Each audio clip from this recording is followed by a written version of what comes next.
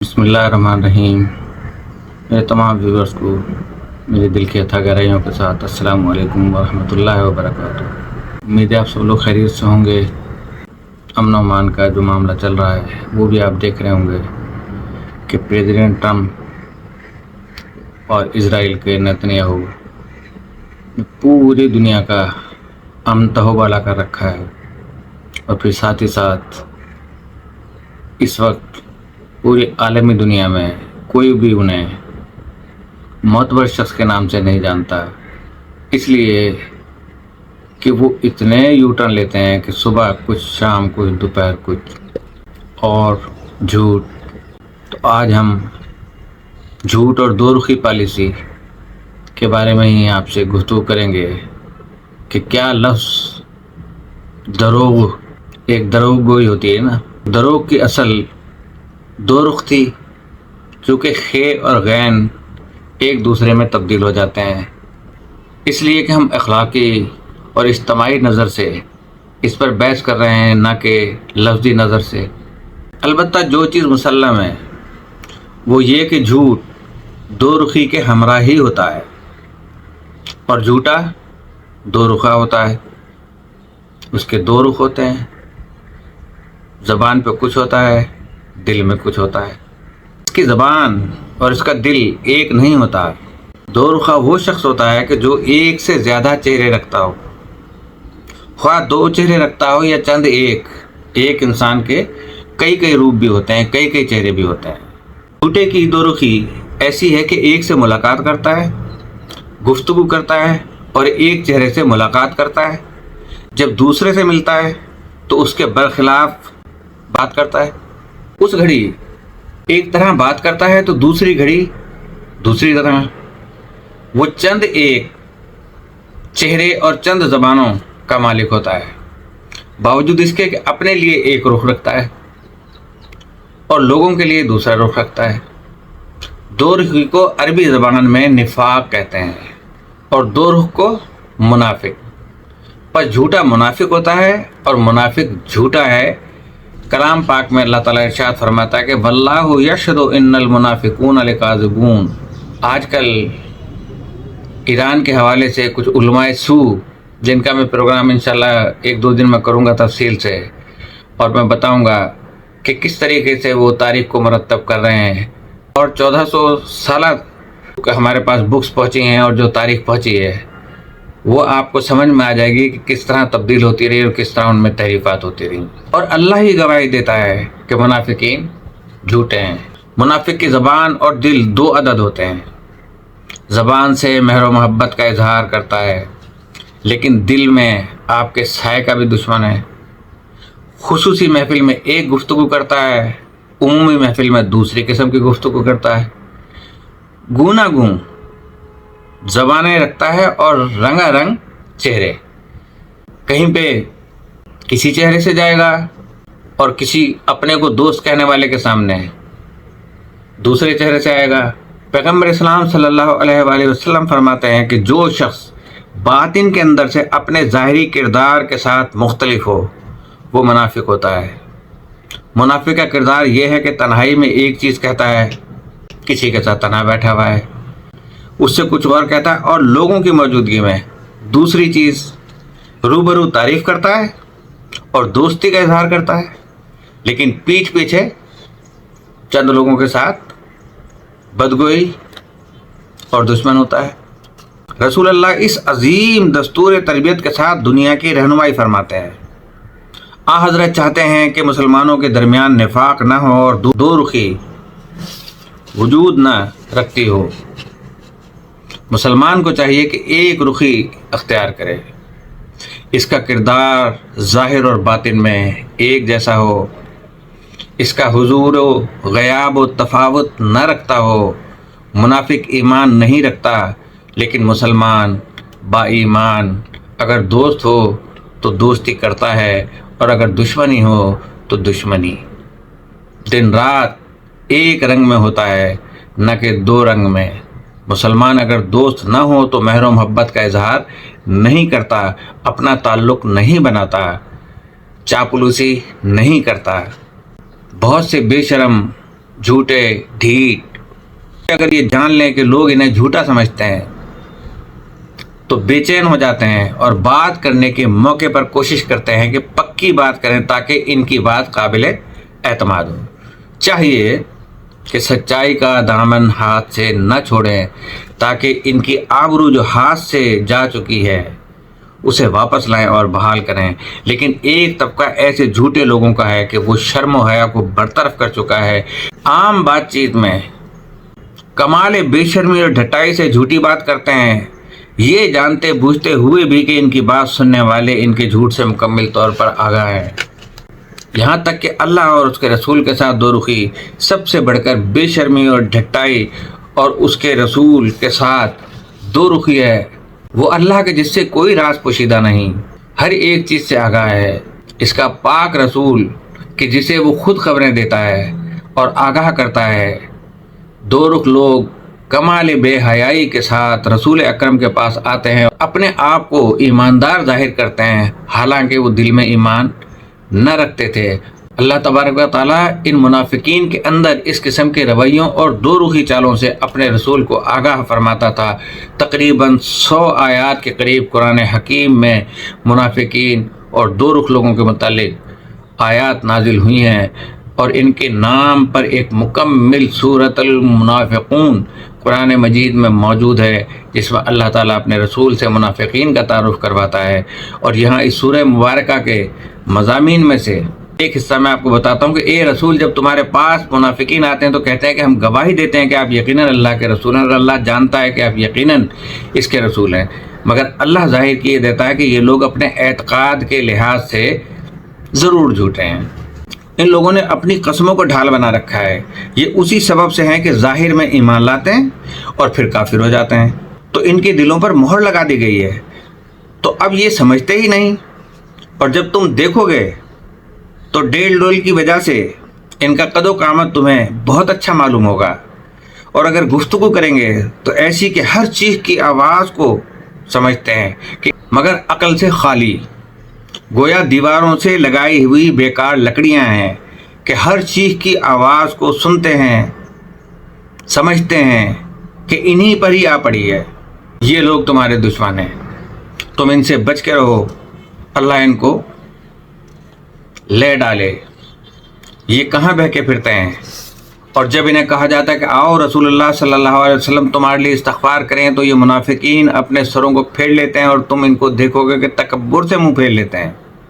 تم ان کے لیے مغفرت کی دعا مانگو یا نہ مانگو، ان کے حق میں برابر ہے، کیونکہ اللہ تو انہیں ہرگز نہ بخشے گا۔ یہاں تک کہ یہ لوگ مسلم مہاجرین تتر بتر ہو جائیں، حالانکہ آسمان اور زمین کے تمام خزانے اللہ ہی کے ہیں، مگر منافقین شعور یا سمجھ نہیں رکھتے۔ یہ لوگ تو کہتے ہیں کہ ہم لوٹ کر مدینہ پہنچے تو ہم عزت والے لوگ ان پست اور ذلیل مسلم مہاجرین کو ضرور باہر نکال کریں گے، حالانکہ عزت تو خاص اللہ اور اس کے رسول اور مومنین کے لیے، لیکن منافقین علم نہیں رکھتے۔ اندازہ لگائیں، یہ سورہ منافقین کی پوری آیت ہے، اللہ تعالیٰ نے کوئی 10-12 آدمیوں کے لیے تو نہیں بیان کی ہوگی نا، تمام منافقین جو بھی تھے اللہ تعالیٰ ان کو جانتا تھا، رسول اکرم بھی جانتے تھے۔ منافقین اور ذلیل تر سے مراد مسلم مہاجرین کو لیا گیا ہے۔ ان دونوں سے مراد لینے کی وضاحت ایک واقعے پہ منحصر ہے کہ جسے تاریخ نے یوں رقم کیا تھا کہ 5ویں ہجری میں جب اسلام کا لشکر غزوہ بنی مستلق سے واپس پلٹ رہا تھا، پانی کے ایک کنویں پر پہنچے جس میں پانی کافی زیادہ مقدار میں نہ تھا، اور لشکر کو سیراب کرتے میں دقت پیش آ گئی۔ لشکر اسلام 2 حصوں پر مشتمل تھا، مکہ کے اصل باشندے جنہیں مہاجرین اور مدینہ کے اصل باشندے جنہیں انصار کا نام دیتے تھے۔ پانی نکالنے پر دونوں میں اختلاف ہو گیا اور نوبت جھگڑے تک آن پہنچی۔ مہاجرین کے پانی کھینچنے والے شخص نے انصار کے پانی کھینچنے والے کو رسی کا ایک زوردار وار رسید کر دیا۔ وار اتنا کاری تھا کہ خون جاری ہو گیا۔ انصار کے آب کش نے، پانی نکالنے والے نے، اپنے قبیلہ خزرج سے امداد طلب کی، مدد طلب کی۔ مہاجرین کے آب کش نے بھی قریش سے مدد طلب کر لی۔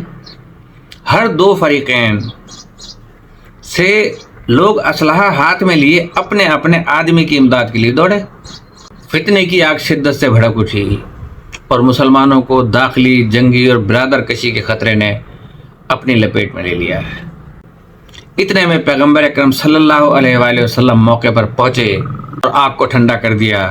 اس واقعے کے دوران عبداللہ بن ابی جو قبیلہ خزرج کے اشراف و ثروت مند لوگوں میں سے تھا اور مورخین نے اسے منافقین کا سرغنہ قرار دیا ہے، مسئلے سے آگاہ ہوا اور بہت غصے میں مبتلا ہو گیا۔ عبداللہ منافق نے کہا کہ میں اس سفر کا کوئی شوق نہیں رکھتا تھا، اب اپنے آپ کو عرب کا پست ترین فرد پاتا ہوں۔ میں گمان بھی نہ کرتا تھا کہ میری زندگی میں میرے قبیلے کے ایک فرد کی اتنی توہین ہو اور میں اس کا دفاع نہ کر سکوں۔ پھر اپنے ساتھیوں کی طرف منہ موڑ کر کہا، یہ تمہاری سزا ہے، تم نے مہاجرین کو اپنے گھروں میں پناہ دی اور اپنے مال و دولت سے ان کی امداد کی اور اپنی جانوں کو ان کی سپر قرار دیا اور محمد صلی اللہ علیہ وسلم کی دفاع میں لڑنے پر آمادہ ہو گئے۔ محمد نے تمہیں موت کے منہ میں دھکیل دیا، نعوذ باللہ، اور تمہاری عورتوں کو بیوہ بچوں کو یتیم بنا کر رکھ دیا۔ اگر تم لوگ مہاجرین کو اپنے شہر میں پناہ نہ دیتے تو یہ لوگ کسی اور کے کندھوں کا بوجھ بنتے۔ اگر ہم مدینہ پلٹ کر گئے تو معززین یعنی منافقین مدینہ کو چاہیے کہ ذلیل ترین مسلم مہاجرین کو نکال باہر کریں۔ عبداللہ منافق کے گرد ہجوم میں ایک زید نامی نوجوان تھا، وہ جلدی سے حضرت رسول اکرم کی خدمت میں شرف یاب ہوا اور تمام معاملہ عرض کر دیا۔ ظہر کا وقت تھا، حضرت ایک درخت کے سائے میں آرام فرما رہے تھے اور مہاجر و انصار میں سے چند ایک لوگ آپ کی خدمت میں حاضر تھے۔ حضرت نے زید سے فرمایا کہ کہیں ایسا تو نہیں کہ تمہیں خیال پیدا ہوا ہو کہ عبداللہ نے ایسا کہا ہے؟ زید نے عرض کی، میں یقین سے کہہ رہا ہوں۔ پیغمبر اکرم نے فرمایا کہ کہیں ایسا تو نہیں کہ تم عبداللہ سے ناراضگی رکھتے ہو؟ زید نے کہا کہ اللہ کی قسم ایسا بھی نہیں۔ پیغمبر اکرم نے اپنے گھوڑے کو حاضر کرنے کا حکم دیا، سوار ہوئے اور رستے پر چل پڑے۔ یہ خبر مسلمانوں میں پھیل گئی، سب جانتے ہیں کہ رحمت للعالمین نے غصہ فرمایا، ورنہ ایسے موقع پر سفر کا اعلان کیوں نہ فرماتے۔ تمام اصحاب نے عزم سفر باندھ لیا۔ سعد بن عبادہ جو قبیلہ خزرج کا رئیس تھا حاضر ہوا اور عرض کی، یا رسول اللہ، کیا ہوا کہ اس وقت میں آپ نے سفر کا ارادہ فرما لیا ہے، جبکہ آج تک کبھی ایسے وقت میں سفر اختیار نہ فرمایا تھا؟ پیغمبر اکرم نے عبداللہ منافق کی بات سعد کو کہہ ڈالی۔ رسول اکرم نے تمام دن سفر جاری رکھا اور کسی سے کلام نہ کیا۔ قبیلہ خزرج کے مسلمانوں نے عبداللہ منافق کی سرزنش کی کہ یہ کیسی بات تھی جو تم نے کی؟ عبداللہ منافق منکر ہو گیا اور قسم کھائی کہ میں نے یہ بات نہیں کی۔ یہی دو رخی پالیسی تھی کہ جو بندہ کہہ کے اور پھر اس سے منکر ہو جائے اور پھر قسمیں اٹھانے لگے کہ خدا کی قسم میں نے ایسا نہیں کہا، اور تمام سفر کے دوران سوائے نماز کے کہیں توقف نہ فرمایا۔ دوسرے روز اپنی منزل پر پہنچے، حضرت گھوڑے سے اتر پڑے۔ عبداللہ منافق جناب اکرم کے حضور میں شرف یاب ہوا، اللہ کی توحید اور رسول اللہ کی رسالت کی گواہی دی اور زید کی شکایت کو جھٹلایا۔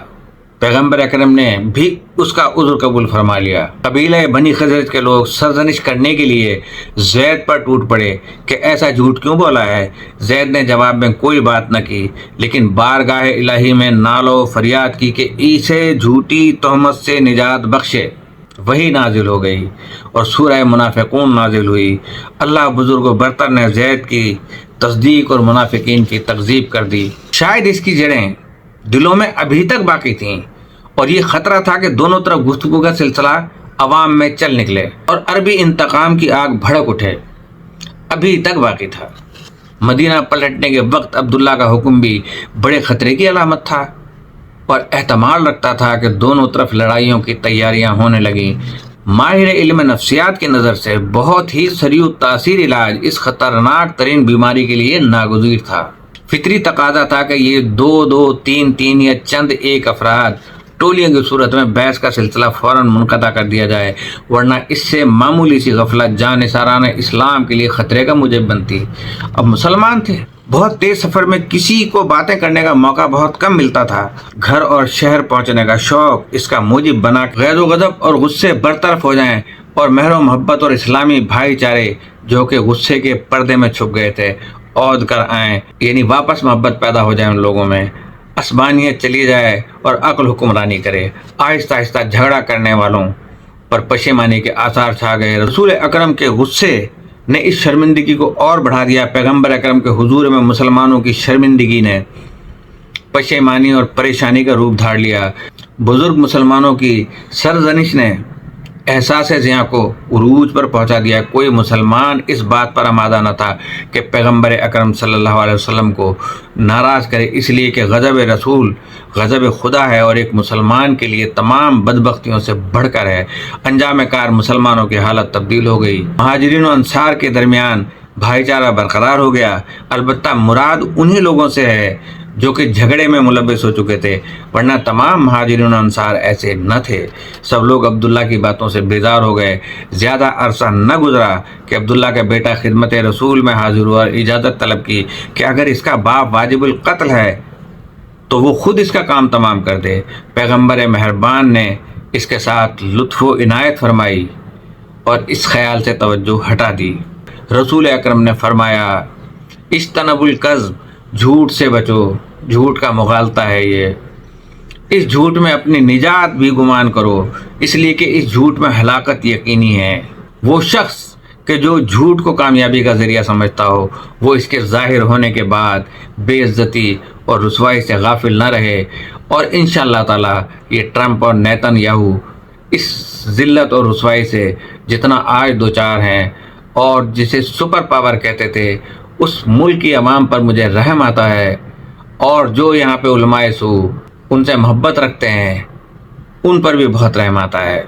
وہ گناہگار جو جھوٹ کو اپنے بری ہونے کا ذریعہ شمار کرتا ہے، جان لے کے اس کا گناہ جہان کی بڑی کتاب میں محفوظ ہے اور مٹنے والا نہیں ہے۔ اسے چاہیے کہ منتظر رہے کہ ایک روز اپنے گناہ کی سزا بھگتے گا۔